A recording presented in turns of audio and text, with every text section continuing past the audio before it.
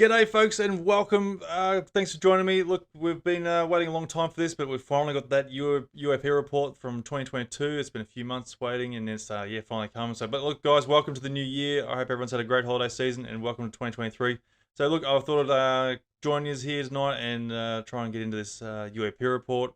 I haven't really read it myself yet, but I figured why not just go and read it as I go along now and sort of give my thoughts along as I read it to you. So. Bear with me, guys. There, I'll read through this here, and we'll get cracking into it. So basically, we've got the unclassified version here from the Office of the Director of National Intelligence, the 2022 Annual Report on Unidentified Aerial Phenomena. Jesus, tongue twister.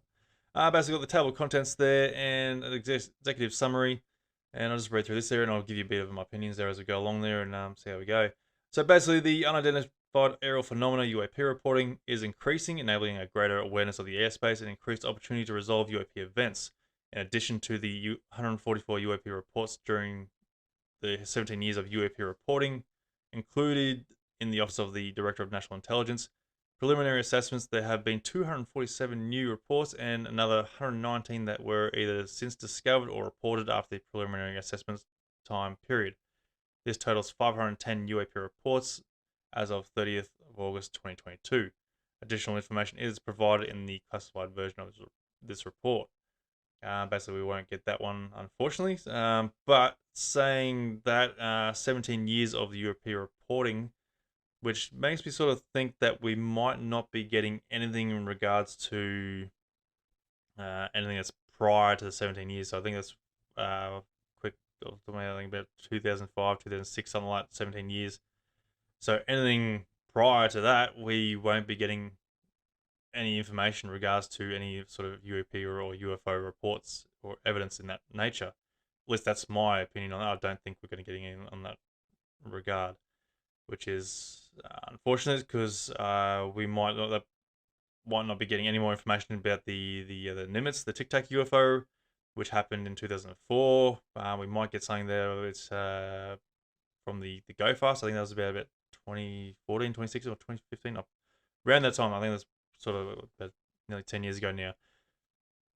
So to go without saying, I don't think we're going to get much information in regard. Like I said, if people want information from Roswell or a report in that regard, well, I don't think we're going to get anything at all, or any other sort of UFO incidences that have made sort of the hot topic there over the years before 2005 or 2006. That's bit sucky in my opinion. Hopefully we can sort of try and keep pushing to get the information released, unclassified versions. But for me, I feel like this is just them saying we're not going to be investigating anything prior to the 17 years of since the European reporting for themselves. But also in saying that 510 UAP reports, that's quite a fair bit. It also goes like, what's the nature of these crafts or objects that these military personnel are seeing? So anyway, we'll crack onto this there. So it makes you wonder what they are seeing. Aero and Odney assess that the observed increase in the UAP reporting rate is partially due to a better understanding of the possible threats that UAP may represent, either as a safety or flight hazard or as a potential adversary collection platforms, and partially due to the reduced stigma surrounding UAP reporting. This increased reporting allows more opportunities to apply rigorous analysis and resolve events. So, which is good. They're actually understanding that there is a stigma attached to this whole thing there. So, which then gives a bit more flexibility for pilots or any of the military personnel to report anything of a strange nature. In that sense, that's my understanding to that. Which I also hope that in that case too, that there'll be a bit more credibility taken to pilots that are reporting these things there, and if the those in the past who have lost their careers due to reporting something of a UAP nature there have lost their jobs. I hope the military or whoever they were employed by, sort of get some sort of accountability in regards to their careers, because everyone gets called the nutcase, or your mentality gets questioned. So which is good that they're actually recognizing the stigma, and they're easing up on the whole mentality side of things that just start calling people crazy. So which is good. But I just hope there's going to be a bit more coming out of this in regards to people's livelihoods that have been impacted by this.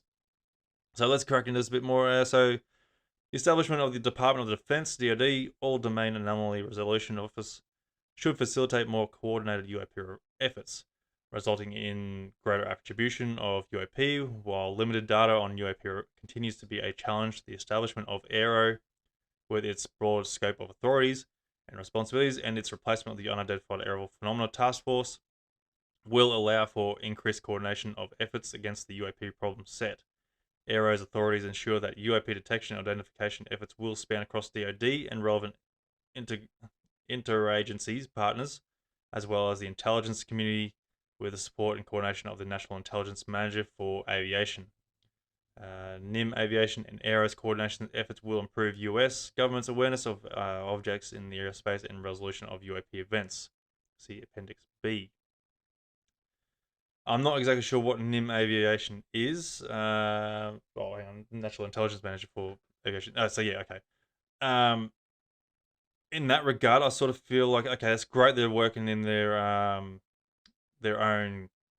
departments here, but I sort of feel like they need to start working in along with, you know, the public domain, where it comes like the, you know, what am I thinking of? You know, oh, geez, what is it? I can't think now. Yeah, air companies, like planes, pilots and that from the public domain, you know, like flight companies, you know, they have pilots that are reporting strange sightings as they're cruising along, you know, as they're flying passenger airways, you know, they are reporting things. So they should be seeing what they're coming, or, you know, what reports are being reported from pilots from a public domain in that sense, whether it's, you know, yeah, from flight companies basically. But look, I'm going to keep going here because I'm starting to lose myself here. Anyway, UAP events continue to occur in restricted or sensitive airspace, highlighting possible concerns for safety of flight and adversary collection activity. We continue to assess that this may result from a collection bias due to the number of active aircraft and sensors, combined with focused attention and guidance for the report anomalies AERO in conjunction with NIM Aviation, and the IFC will continue to investigate any evidence of possible foreign involvement in UAPs.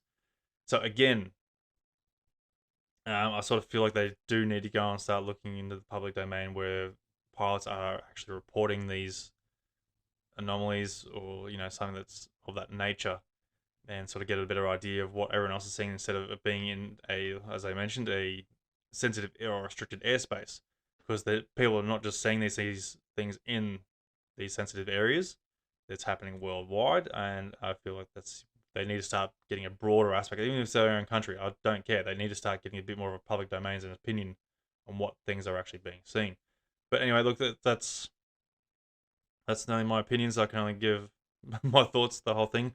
Whether or not they want to do the whole damn thing or not, I don't know. But yeah, anyway, I hope that they are actually looking into the public domains on that side of things, and actually taking it seriously instead of just from their own personnel.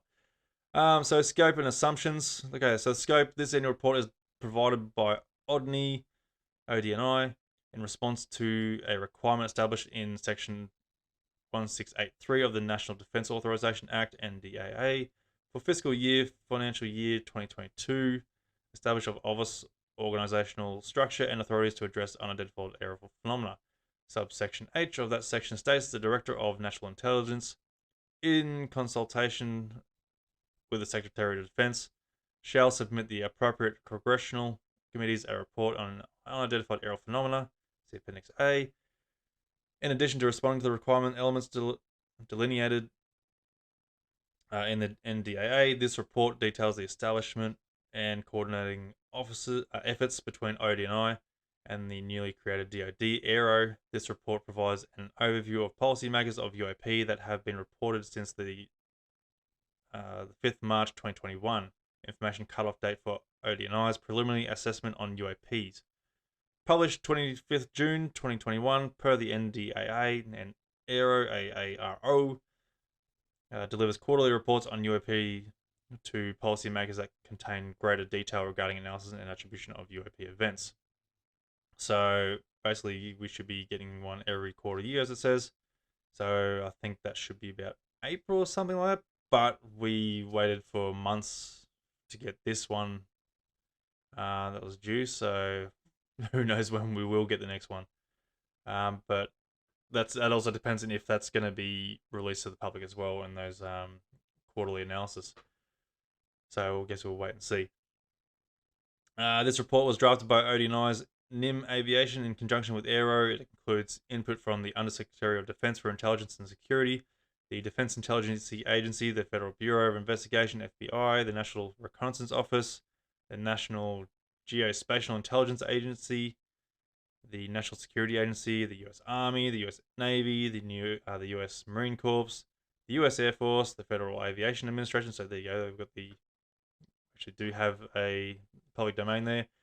The National Aeronautics and Space Administration, NASA, the National Oceanographic and Atmospheric and the Department of Energy, ODNI Emerging and Disruptive Technologies, National Counterintelligence and Security Center, and ODNI National Intelligence Council. Okay, so there's quite a fair bit there of these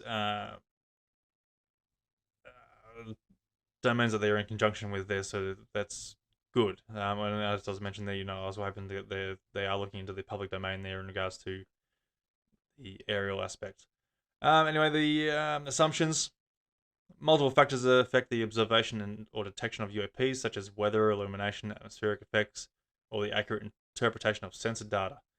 Regarding review or analysis of UAP events, ODNI and Aero operate under the assumption that UAP reports are derived from the observer's accurate recollection of the event and or sensors that generally operate correctly and capture enough real data to allow initial assessments. However, ODNI and Aero acknowledge that a select number of UAP incidents may be attributed to sensor irregularities or variances such as operator or equivalent error, which is basically just saying that that what they thought might have been is not it. So as a lot of sightings that come through, a lot of it is misidentification. Something like as simple as a star or a balloon, because things look weird. We're not used to seeing weird things in the sky, so we generally just assume that's something that we don't understand. And so basically that's why they're saying, they're not. Well, some people, yes, professionals or people of a high regard in the military, look, we're human, we make mistakes, we can make assumptions on something that we don't understand because we're making a quick assumption. But there are also those that are actually something, they see something that defies the logic.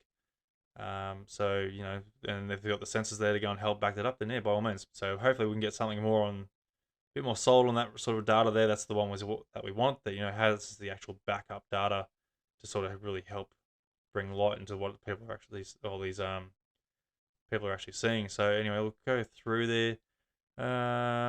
So the FY 2022 expands to the definition of UAP to include air, sea, and transmedium objects, and this report maintains that nomenclature. What the hell does that mean? Maintains a nomenclature during the transition phase and stand up for of Aero. Sorry, that's just a little bit of a note that was at the bottom of the page here. Anyway, that's a really weird name, nomenclature. I have to go and Google what that means. Anyway, so continuing, governmental changes to manage the UAP issues. So establishment of the All-Domain Anomaly Resolution Office, AERO, the Deputy Secretary of Defense Director of the USD to establish an office with sufficient scope, authorities, responsibilities, and capabilities to continue the UAPTF, that's the UAP Task Force, efforts and meet the expanded criteria. AERO was established as the UAPTF successor Unity on 20th July 2022. Per its mandate, AERO as the authority to coordinate UAP efforts efforts beyond DoD, and is authorized to develop processes and procedures to synchronize and standardize collection, reporting, and analysis throughout not just DoD but the IC as well. With its support and coordination of NIM Aviation, AERO will coordinate with other non-IC agencies such as the FAA and NASA, and NOAA, and the non-IC elements of the Department of Homeland Security and the Department of Energy as appropriate. The broad scope of authority granted to AERO should enable them to leverage a multi-agency whole-of-government approach to understanding, resolving, and attributing a UAP to the future.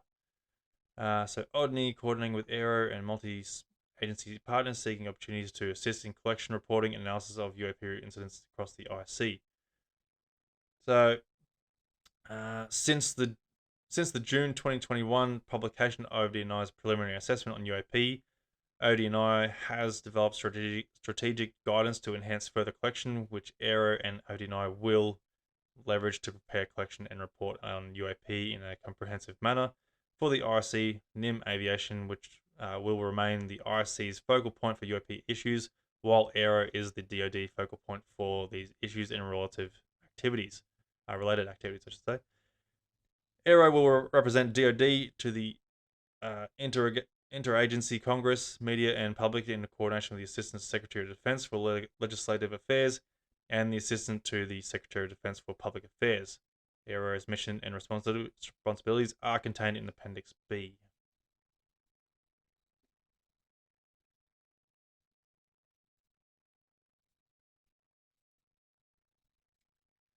So, continued reporting and robust analysis are providing better fidelity on UAP events, but many cases remain unsolved. So just on that, I'm not sure if we were further down the report there, but obviously they're going through all these different agencies there to help sort of come up with what these UAPs are and trying to get some sort of identification, whether they be from a defensive manner or an adversary in that nature. But it sort of makes me wonder, like, why they're not mentioning any allies being involved in any of this. Like, I know Australia has a major issue for even mention of UAPs or even UFOs in that regard, and have no interest in it. I know the UK has no interest. We're about the same as well. We've got our head in the sand there and avoiding the whole thing altogether and just letting the Americans run this. But for some reason, there's no mention of the allies to help manage the issues. As far as I'm aware, this is a worldwide issue, not just an American issue. So why are they not mentioning any of their allies to help manage the UAP issue? So, look, anyway, we'll crack on into this. So continued reporting and robust analysis are providing better fidelity on UAP events, but many cases remain unresolved. UAP reporting. The ODNI preliminary assessment on UAP discussion 144 UAP reports and had an information cutoff date of 5th March 2021. Since then, Aero received a total of 247 new UAP reports, an additional 119 UAP reports on events that occurred before 5th of March 2021 but were not included in the preliminary assessment, have been discovered or reported after the preliminary assessment time period. These 366 additional reports, then combined with the 144 reports identified in the preliminary assessment, bring the total UAP reports catalogue to date to 510 reports in total, basically. Since its establishment in July 2022, Aero has formulated and started to leverage a robust analytic process against identified UAP reporting. Once completed, Aero's final analytic findings will be available in their quarterly reports to policymakers. Aero's initial analysis and characterizations of the 366 newly identified reports, informed by a multi-agency process, judged more than half as exhibiting unremarkable characteristics. So 26 characterized as unmanned aircraft systems, UAS or UAS-like entities. So I'm guessing that's drones, basically. So there's 26 of those where they think they might be drones in that nature. They've got 163 characterized as balloon or balloon-like entities. I think that's just maybe like plastic bags, birds, something of that nature where that looks weird from a distance, from a different perspective, like then they go, no, what's that? It could be something, and yeah, basically. As I was mentioning before, the things are easily mistaken, and from different perspectives, our mind can assume certain things until we make a critical analysis of it and try and get a better understanding of it. but half the time we don't find out what they are regardless. But it's just more rule of the rule of elimination. So basically, I'm assuming that's what these guys are doing. But anyway, another one there is six of these reports are attributed to clutter. So I'm guessing, assuming to again like more junk, plastic bags and birds and bugs, lens flares or some shit like the usual stuff. Anyway, so to continue on, initial characterizations does not mean positively resolved or unidentified. This initial characterization better enables Aero and ODNI to efficiently and effectively leverage resources against the remaining 171 uncharacterized and unattributed UAP reports. Some of these uncharacterized UAP appear to have demonstrated unusual flight characteristics or performance capabilities and require further analysis. So I'm thinking these are the ones here that where they are defying all logic, that they're actually maneuvering in a way that obviously our conventional crafts that we are aware of publicly cannot do. So that's 171 of those, which is interesting. That's still quite a lot of unknowns. The majority of the new UAP reporting originates from US Navy and US Air Force. Where's the Marines and the Army? Let's start again. So the majority of the new UAP reporting originates from US Navy and US Air Force aviators and operators who witnessed UAP during the course of their operational duties and reported the events to the UAPTF, UAP Task Force, and Aero through official channels. Regardless of the collection or reporting method, many reports lack enough detailed data to enable attribution of UAP with high certainty. So that's a big problem in itself there. Obviously, there could have been potentially something there, but because there was lack of detail or, information or the way they reported it, obviously was nothing that they could really go by, or it's just, a strange light in the sky. That's it. Obviously, Venus, for a good example, or, the ISS going over. That's a perfect example of something that can't be reported, detailed enough, like from people who want to just go, hey, look, I've seen a light go across the sky, and that was basically it. That's my understanding of that, which is where I always push the, you're going to need to treat things like a proper report, like a police report, like it's just someone's been murdered, what time, dates, locations, what did the object do, what did it look like, what maneuvering did it do, or, what directions it take. Stuff like that, the stuff that's really going to be helpful in trying to figure out what something could be. Basically. But anyway, look, to continue on. Partnerships and collaboration. Oh, here we go. Might have something here. Mention the allies. Let's hope so. ODNI and Aero are committed to the responsible sharing of UAP findings with interagency partners such as FAA and NASA, other stakeholders, congressional oversight, international partners. There we go, international partners, and the public. The public as well. There we go. That's interesting. Aero is working closely with the OSDPA and missions partners to develop an information sharing and messaging strategy that aims to maximize transparency while maintaining appropriate protections of sensitive sources and methods. So, obviously, you can't give out too much there. Then it's got a bit of an example there: birds, weather events, or airborne debris like plastic bags. So I guess that's just going back to the clutter. Yep. So okay, yep. All right. So yeah, that's interesting. They mentioned international partners. So let's. It's going to be interesting to find out what Australia's going to say to this one when we sort of throw it in their faces, going, "Hey, look, they're talking to you guys." But anyway, look. Continue on. So ODNI and Aero have maintained communication with their allied partners regarding UAP, keeping them informed of developments and US initiatives. The DoD and IC enterprises are working collaboratively to report, identify, and resolve UAP events. Agencies across the IC have established standard operating procedures that will streamline UAP resolution. For example, Aero's analytic methodology requires a whole of government's approach to resolving UAP events, to include an analyst and science and technology specialists to help resolve UAP events. This is where I sort of feel like people like Mick West I know he's got a bit of flack against him there for the way he goes about things because he's very skeptical. Which honestly, look, we need people like him to, and got to be skeptical. I hate the word skeptical, but I rather call it a more of a critical analysis because like I was mentioning before, things get misidentified. Things can be identified through the right reporting and through the right information, basically. Time, dates, and locations, directions, all sorts of stuff goes a long way in helping what something could possibly be.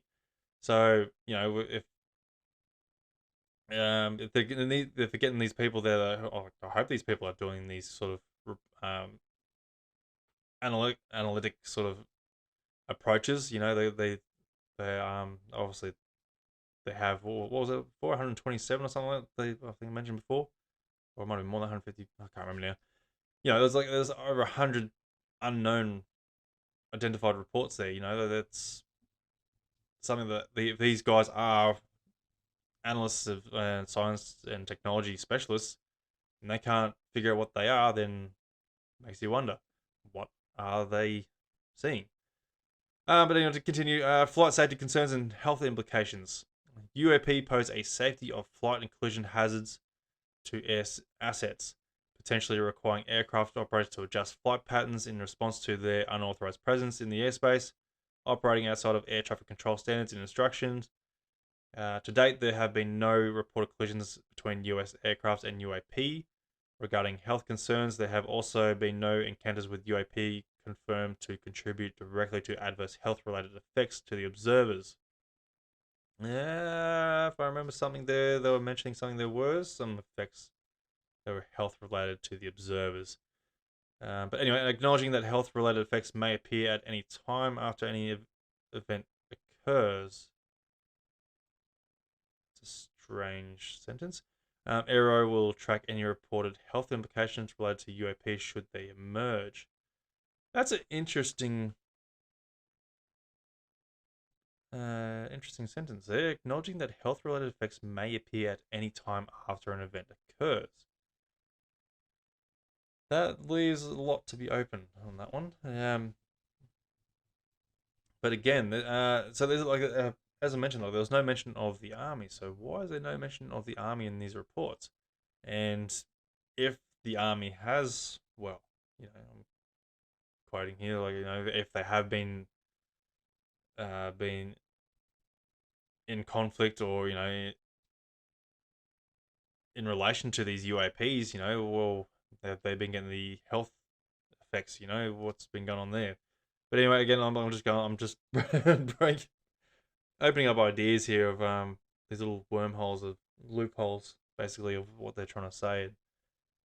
Whether these people are even in the aircrafts have been getting health effects after something has occurred. That's another thing too. But anyway, summary and way ahead. Summary and way ahead. Okay. UAP continues to represent a hazard to flight safety and pose a possible adversary collection threat. Since the publication of the ODNI preliminary assessment in June 2021, UAP reporting has increased partially due to the concentrated effort to destigmatize the topic of UAP and instead recognize the potential risk that it poses as both a safety of flight hazard and potential adversary activity.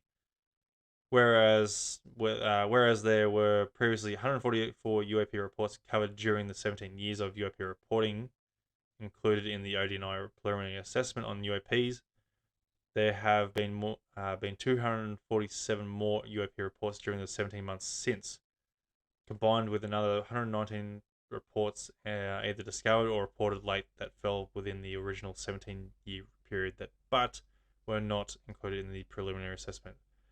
So a total of 510 UAP reports are currently catalogued.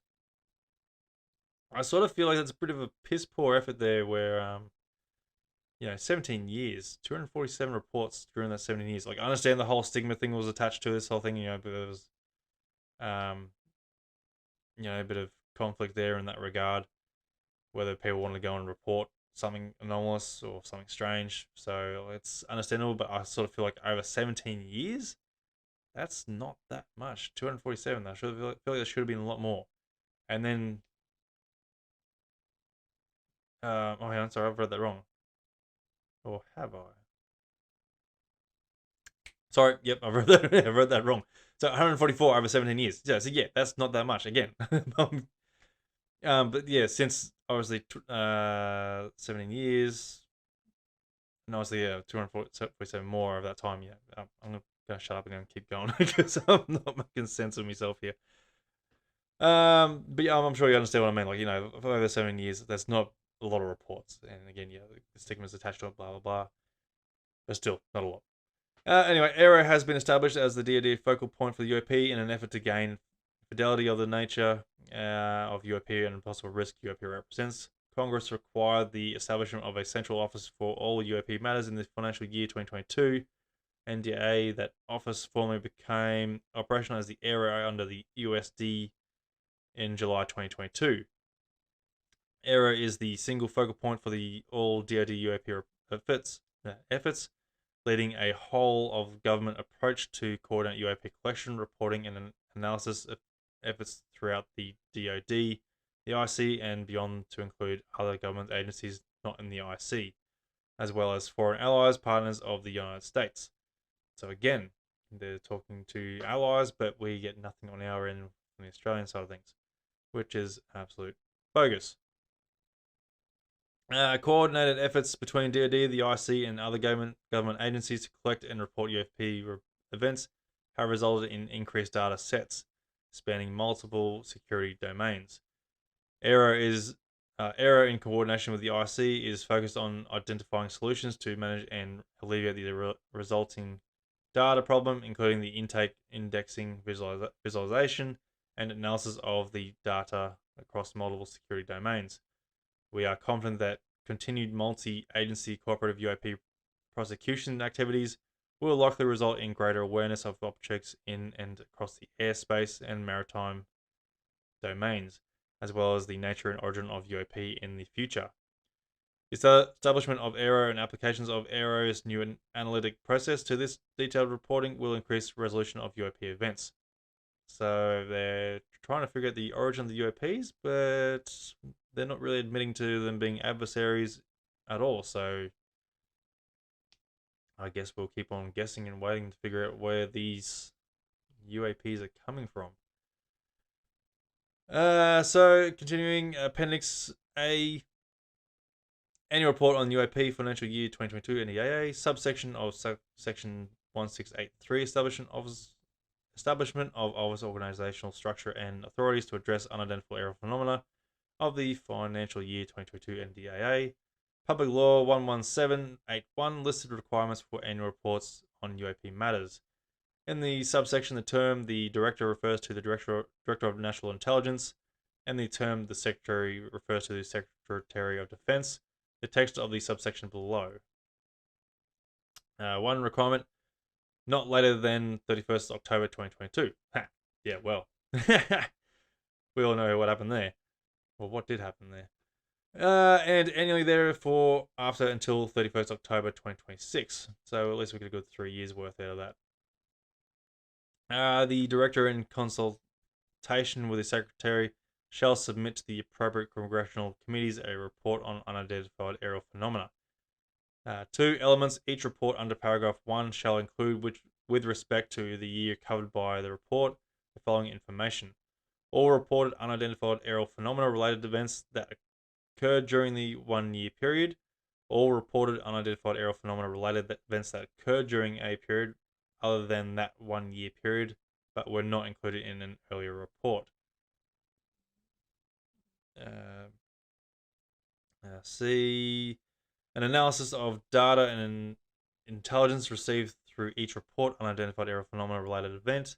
D. An analysis of data relating to unidentified aerial phenomena collected through geospatial intelligence, signal intelligence, human intelligence, and measures and signatures intelligence.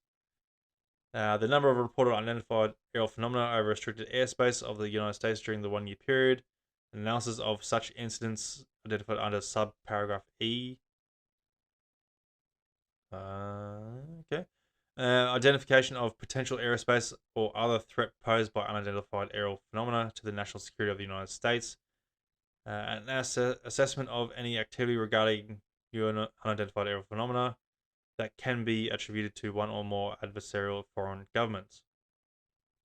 Identification of any incidents or patterns regarding unidentified aerial phenomena that indicate a potential adversary for foreign governments may have achieved a breakthrough aerospace capability. An update on the coordination by the United States with allies and partners in efforts to track, understand, and address unidentified aerial phenomena. And an update on efforts underway on ability to capture or exploit discovered unidentified aerial phenomena. An assessment of any health-related effects for individuals that have encountered unidentified aerial phenomena. The number of reported incidents and descriptions thereof of unidentified aerial phenomena with military nuclear assets, including strategic nuclear weapons and nuclear-powered ships and submarines. In consultation with the Administrator for Nuclear Security, the number of reported incidents and descriptions thereof unidentified aerial phenomena associated with facilities or assets associated with the production, transportation, or storage of nuclear weapons or components thereof. In consultation with the Chairman of Nuclear Regulatory Commissions, the number of reported incidents and descriptions thereof unidentified aerial phenomena or drones of unknown origin associated with nuclear power generating stations, nuclear fuel storage sites, and other sites or facilities regulated by the Nuclear Regulatory Commissions. The name of the line organizations that have been designated to perform the specific functions under Section C and D, and the specific functions for which each line organization has been assigned primary responsibility. Notes here in relation to that. Subsection C references referenced in subsection H, P, or B. Above is titled Response to it and Field Investigations of Unidentified Aerial Phenomena. Subsection D referenced in subsection H, P. Above is titled Scientific, Technological, and Operational Analysis of Data and on Unidentified Aerial Phenomena. All right. So my thoughts on that, I think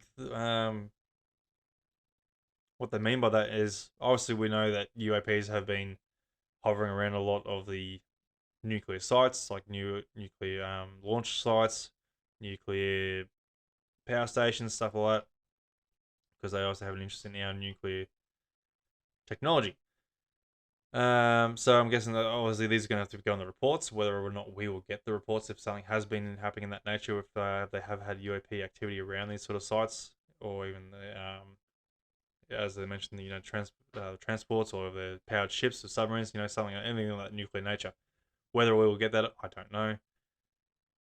Let's hope so, because that'll obviously help with the claims back in was it the 80s, 90s or something like that, where these UAPs or people claiming these sites of these objects flying around our nuclear sites. So it's interesting as if we'll get that report. So to continue on to Appendix B, Aero Establishment of the Office and Duties for Financial Year 2022 NDAA. Subsection A of Section 1683, Establishment of Office Organizational Structure and Authorities to Address Unidentified Aerial Phenomena of the National Defense Authorization Act for fiscal year 2022.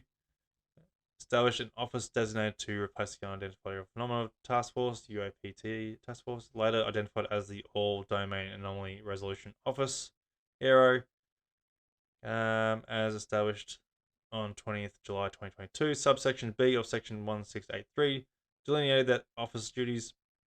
The text of these subjections is as follows. Excuse me.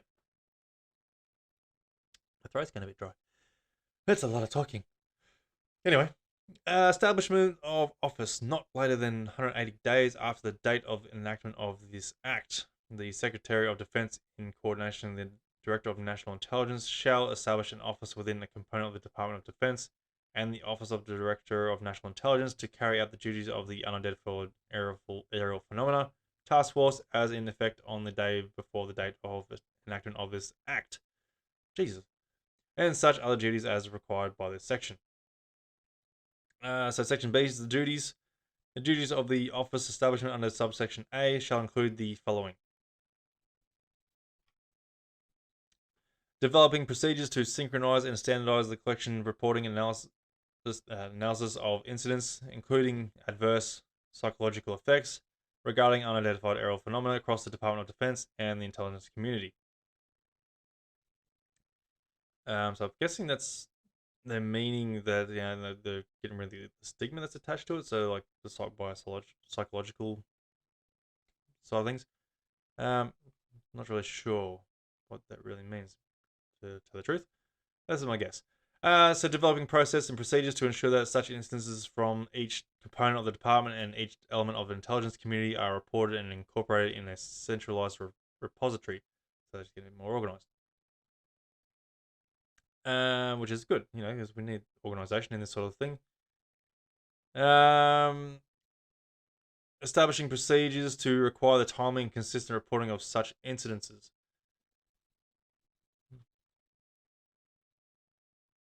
Interesting enough. So that was 3.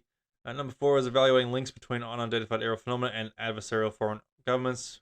Other foreign governments are non-state actors. Okay.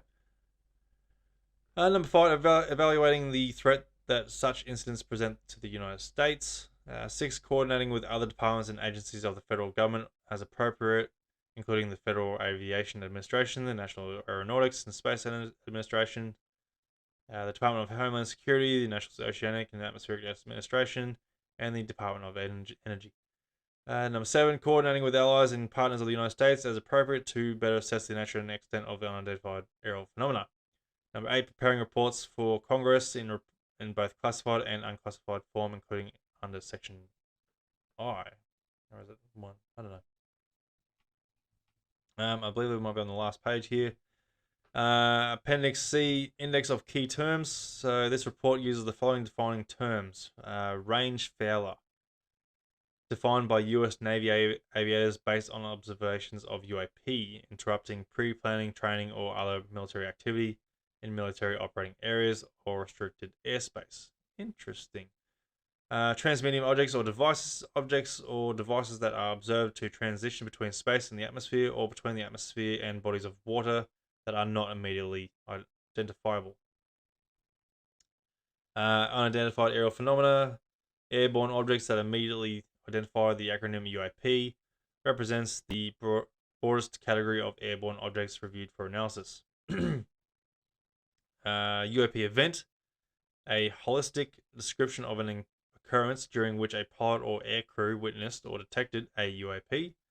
UAP incident, a specific part of the event. UAP report, documentation of a UAP event to include verified chains of custody and basic information such as the time, date, location, and description of the UAP. UAP reports including range failure reports and other reporting. So I think that was it. So yeah, basically yeah, as I was just been saying, like what I mentioned all the time, but like something I say quite often, as the mentioned the last category there for UAP reporting: time, date, locations, and description of the actual UAP.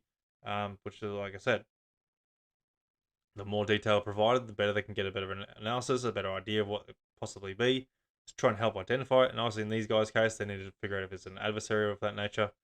And so basically if they can figure out what it is, then yeah, all the better. But I also just like I'm trying to say is, for everyone who does have a encounter with a UAP, try and use this as an example to try and give your sighting a bit more credibility and a bit more detailed information so people can understand what it is that you saw, how you experienced it, all that sort of stuff, because we want people to sort of understand what you are seeing. I'm not here to try and discredit anyone's sightings because of that. Obviously, I analyze things here and I try and make things identifiable because that's what you got to do. You got to try and make sure it.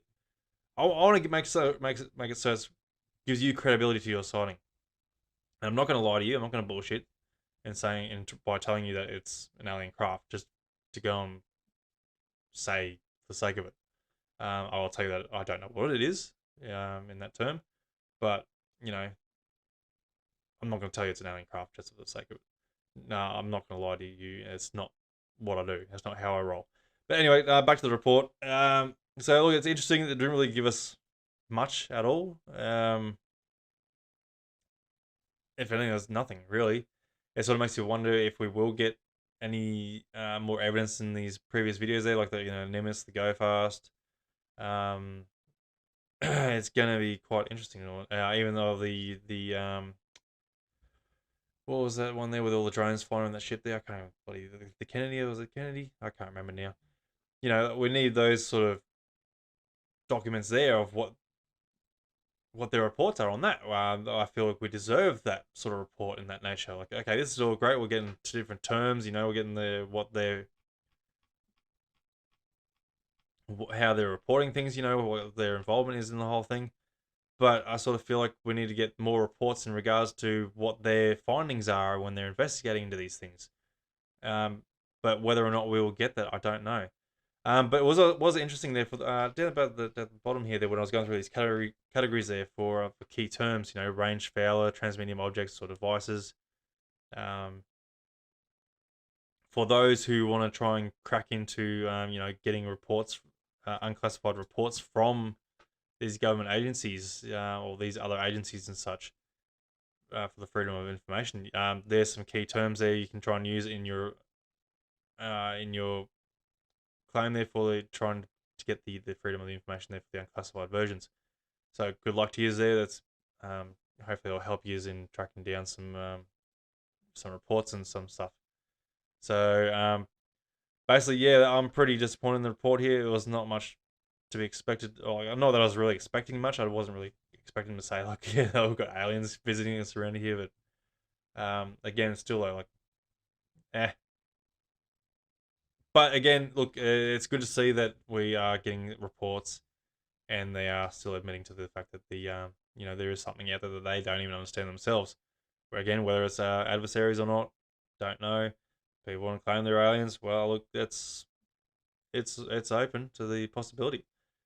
But honestly, look, I want Australia to get on this side of things. So, guys, look, if you got to this far through and bear with me, thanks for getting through with this and bearing with me. I hope I haven't bored you too much because of droning through. But guys, help out and try and get in contact with your local members of parliament. Try and push for Australia to get on board with this whole UAP thing. We need it needs to be an involvement worldwide, and if we can try and push through with Australia there, hopefully the UK can go and get involved here, and obviously all the larger nations around the world, they can sort of try and jump on board there and start pushing through the reality that these things are out there. People are saying these things. That's the whole idea behind this whole UAP, this whole podcasting thing I do, the whole involvement I do with it, is to try and get an idea out there to the public that these things are out there. People are saying these things. And obviously this whole thing here is what we need to try and push through to, make people realize that these things are out there. The stigma is going. It's going away. This is great. We are losing this stigma that's attached to it. Obviously, we like I keeps mentioning, things are getting misidentified. People are saying things they don't understand, which is fine. Look, there's a lot of things there that we don't understand, but we need to make sure that we do a critical analysis of our own sightings, try and figure out what it is there. That way, we can get a more credible analysis or report, or citing, something that's genuine, something that's can't be discredited in that nature. I want people to be believed. That's my goal here. I want people to be trusted when they talk about their experiences. But yeah, guys, look, thanks for joining me tonight. It's been great. It's been a long hour here, but we got through it. And again, thanks for pushing through with me if you did get this far. Don't forget to go and leave a like and share this bad boy out there and help us get out there a bit more. And obviously, let me know what you think of the whole report yourself in the comments there. And look, I want everyone's opinions on this whole report. Obviously, we all were expecting a bit more out of this. But let's hope so in the future that we get these quarterly reports and that they actually do get released to the public. So I guess we'll wait and see. There's a lot more to this that we're expecting. We want to expect from this. So let's just hope we get a bit more disclosure of what's actually going behind these closed doors and start getting a bit more of the classified versions of things that are getting to be released. But anyway, look, guys, don't forget, share this thing out there, leave us a comment there, leave us a like, share it out there, and again, thanks again for tuning in and bearing with me. So yeah, thanks guys, I'll catch you next time. And that will do it, folks, for this episode of Encounters Down Under. I hope you enjoyed the show, and remember, you can also get involved in the show by joining the Facebook page and getting in on the live streams. Also, please be sure to share with your friends and family to help us grow and potentially find our next guest on the show. If you or you know someone who has had an encounter, please get in touch with me through our Facebook page via Messenger or email at australianufosighting@outlook.com.au. I look forward to seeing you on the next Encounter Down Under. Hooroo!